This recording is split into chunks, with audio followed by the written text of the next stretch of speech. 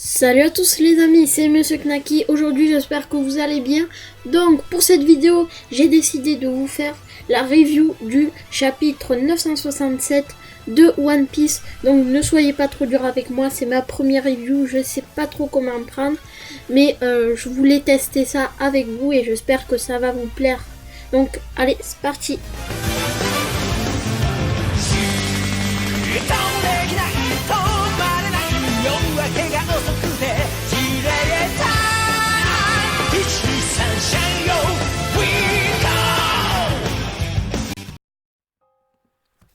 Le chapitre 967 qui a été le chapitre de l'année 2019, riche en émotions, riche en révélations, il s'intitule L'aventure de Roger et dès la première page, on voit que l'équipage du futur roi des pirates s'apprête à faire escale à Water 7 où se trouve Tom, le constructeur de l'Euro Jackson. Ensuite, on découvre que Shanks et Baggy sont encore en train de se battre sur l'Euro Jackson pour le pôle Nord ou le pôle Sud, mais ils sont vite recalés par Riley. Puis nous découvrons par la parole d'Oden que Wano possède des poneglyphes, dont un des 4 poneglyphes indicateurs, et on apprend par la suite que Roger en a volé un à Lilin, donc Big Mom, et qu'il a la possibilité de tous les réunir, et donc de trouver ce qu'il convoite depuis tant d'années, le One Piece.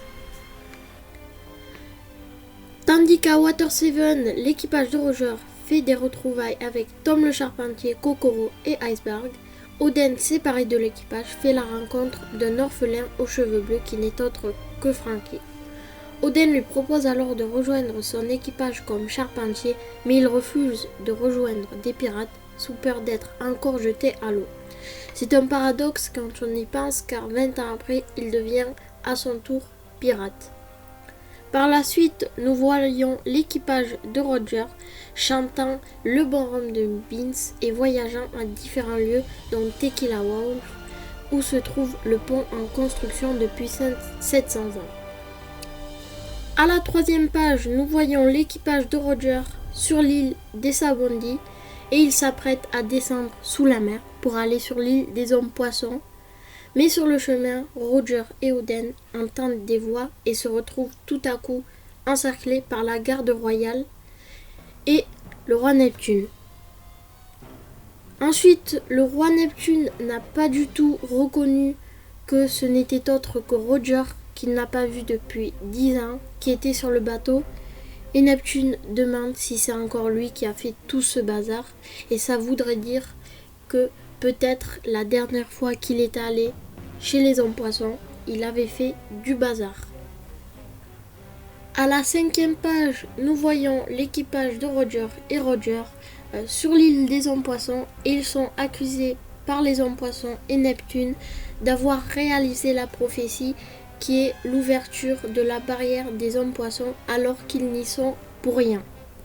À la 6e page, nous voyons en gros plan la petite fille Charlie en train de lire l'avenir et qui divulgue des informations très inquiétantes et très importantes, comme quoi le jour du désastre adviendra après la naissance de la princesse Sirène, et ces révélations sont d'autant plus rigolotes car Neptune n'était même pas marié à ce moment-là. À la 7e page, Neptune affirme qu'il croit en cette prophétie et par la suite, Oden et l'équipage découvrent qu'il y a 2 poneglyphes, dont un poneglyphe indicateur et un poneglyphe antique. Le poneglyphe indicateur doit donner un point dans le monde et l'autre poneglyphe qui est antique est une lettre d'excuse de Joy Boy.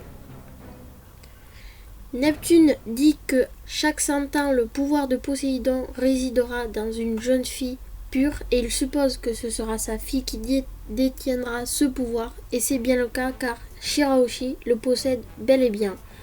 Ensuite, Roger demande à Charlie quand naîtra Poséidon et elle répond dans 10 ans. Mais dans 10 ans, on le sait, Roger ne sera plus de ce monde à cause de sa maladie. De plus, Neptune, inquiet de leurs questions, Riley lui répond qu'ils n'en ont pas après sa fille, mais après le trésor. Et Roger dit à Neptune qu'il ne lui reste pas assez de temps à vivre pour récupérer sa idiote de fille et se met à rire impuissant face à cette découverte.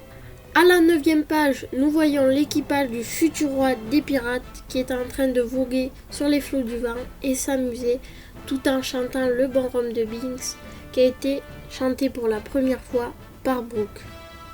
Ensuite, nous apprenons plus tard que Toki, la femme d'Oden, est gravement malade et qu'elle ne peut plus faire le chemin avec son équipage. Elle a donc l'obligation d'être déposée à Wano pour avoir une chance de survivre. Oden ayant le choix de rester avec Toki ou de reprendre l'aventure, il décide de repartir avec son équipage avec la décision de Toki qui ne veut pas qu'Oden arrête son aventure. À la 10e page, nous voyons les 5 fourreaux rouges en train de saluer le retour de leur maître Oden. Ils sont très déçus car depuis que Oden est parti, le pays a gravement changé à cause du shogun Orochi. Et Toki les crie dessus en leur disant qu'à cause de Oden s'en voudrait éternellement s'il ne finit pas l'aventure avec Roger. Par la suite, Oden décide de dire à ses fourreaux qu'il va continuer l'aventure et que s'il regarde son pays droit dans les yeux, il ne pourra plus jamais le quitter. C'est quand même vraiment triste comme réponse et voilà. À la 11e page, on voit que l'équipage de Roger récupère le roi de Poneglyph se trouvant à Wano et il décide d'aller à Zo grâce à une vivre carde. Sur le dos de Zunesha, on apprend que Oden a un mal de tête et c'est le même cas chez Momonosuke sur Zunesha. Aussi, j'ai remarqué qu'il y a quelque chose qui est quand même étonnant, c'est que les Minks ne craignent pas les pirates, mais au contraire, ils sont joyeux. Ensuite, nous découvrons la face du duc Ishujiskan et Roger lui remet une lettre de chat vipère et il est soulagé que ses enfants soient en vie. Encore une fois, Oden et Roger ressentent des choses bizarres et savent que quelque chose d'immense les observe et on penserait que c'est Zunesha qui les observe. Ensuite, on peut assimiler cette partie comme le moment où Momonosuke et Luffy ressentent la voix de Zunesha, c'est-à-dire que Luffy représenterait Roger et Momonosuke son père Oden, qui eux semblent ressentir la douleur plus fortement que Luffy et Roger. À la 13e page, nous voyons l'équipage de Roger qui a enfin découvert le dernier Rod Poneglyph qu'il convoitait et qui se trouve dans la statue de la baleine. On l'a déjà vu quand on était sur l'arc de Zo et il n'a pas changé. Et par ailleurs, Oden remarque aussi en haut de celui-ci l'emblème de son clan Kozuki, ce qui prouve une relation lointaine entre les Minks et les Kozuki. Sur la même page, nous voyons Pedro au même flashback que celui de l'épisode 849 en train de parler à Roger et lui demande de rejoindre son équipage. Bien sûr, Roger lui dit non et que ce n'est pas encore à lui le moment venu d'écrire l'histoire, mais qu'il le sera le moment venu. Ce moment, bien sûr, on le sait tous plus ou moins, c'est quand il décide de se sacrifier pour les Mugiwara en se faisant exploser avec de la dynamite. Personnellement, je pense que soit Pedro est en vie, ou soit la blessure au bras infligée à Perespero aura des conséquences dans le futur, car une phrase comme celle-ci doit avoir une signification, et donc que l'acte de Pedro aura des répercussions dans le futur, je l'espère. À la 14e page, on voit l'équipage de Roger près d'un port inconnu pour le moment, puis on retrouve Roger en train de vomir dans les toilettes et notre petit Shanks se fait du souci pour son capitaine et c'est mignon. Après, on ne sait pas à quoi c'est dû, peut-être que c'est dû à sa maladie ou soit c'est dû à la pression. Bien qu'il ne soit pas en état, Roger décide de repartir immédiatement, mais malheureusement, on apprend que Baggy attrape une forte fièvre à quelques jours de la découverte du One Piece et ne peut pas continuer l'aventure. Une coïncidence? Je ne sais pas. Shanks, très fidèle à son compagnon, décide de tout arrêter pour son ami et Shanks dit à Baggy qu'ils reviendront avec leur propre navire trouver le One Piece. Est-ce que c'est une phrase qui aura des répercussions sur l'avenir? Je ne sais pas. Ensuite, à la 15e page, on apprend l'impensable, la fin du début. L'équipage de Roger a trouvé le One Piece et donc il a navigué sur toutes les mers et a fait le tour du monde. Il est alors devenu, à cet instant, le roi des pirates. Mais ce moment de bonheur ne va pas durer, car juste en bas de cette joie, nous voyons Oden écrire un texte dans un thème un peu sinistre où il affirme qu'ils ont tout appris de ce monde, c'est-à-dire le siècle oublié, le passé de Wano qui lui était relié au monde entier, au siècle oublié et bien d'autres choses. Donc Oden a dit une phrase extrêmement importante qui dit que Roger, en découvrant le trésor qu'il convoitait depuis tant de temps, qu'a-t-il fait? Il riait. L'équipage aussi riait et dans un fou rire, Roger, qui à ce moment précis est devenu le roi des pirates, dit qu'il aurait préféré vivre à l'époque de Joy Boy. Cette phrase tellement riche en révélations a plusieurs sens. Je ne vais pas vous faire une théorie, donc je vous laisse aller voir les grands youtubeurs qui sont mieux placés pour parler de ça. Ensuite, encore dans un même moment de fou rire, il décide d'appeler l'île qui n'a plus été vue depuis 800 ans, Locktail. Donc voilà, c'est la fin de ce chapitre 967 de One Piece et je suis vraiment désolée pour la qualité de la vidéo. Il faut beaucoup d'investissement pour faire ce type de vidéo. Le montage, le script, la tonalité de la voix, c'est la première review que je fais, donc je sais pas trop faire. J'ai passé une bonne 4 heures à faire le script, le montage, etc. Encore le montage, il est bof.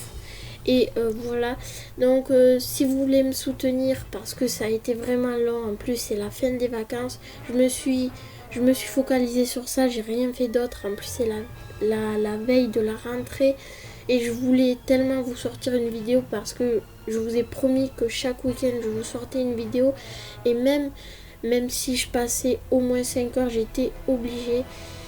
Et ça donne un rendu bof bof au montage. J'ai essayé de faire une bonne tonalité. Voilà. Pour le prochain épisode 968 qui sortira le 13 janvier 2020, si vous voulez encore une review, je vais abuser un peu, mais c'est un peu obligé car le temps c'est vraiment long et pour avoir une vidéo de ce type, il faut qu'il y ait beaucoup de monde qui aime cette vidéo. Donc je voudrais une trentaine de likes pour un prochain épisode. C'est abusé, désolé, mais c'est le coup d'une prochaine vidéo comme ça. Ensuite, je tiens à vous faire une petite annonce. J'ai lancé mon serveur Discord qui sera en description. Et si vous voulez, j'ai ma chaîne Twitch que je vous mettrai en description. Et petit objectif de 2020, j'aimerais atteindre les 1000 abonnés avant la fin des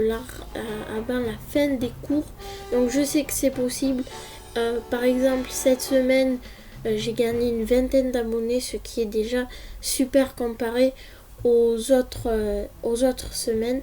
Donc continuez comme ça, n'oubliez pas d'activer la cloche, l'abonnement, le like, le partage comme vous voulez. Et n'oubliez pas le code créateur Kunaki. Sur ce, je vais pas faire une intro trop longue. Je vais pas faire quelque chose de trop long. Donc je vous laisse, j'ai bégayé. Ciao les amis.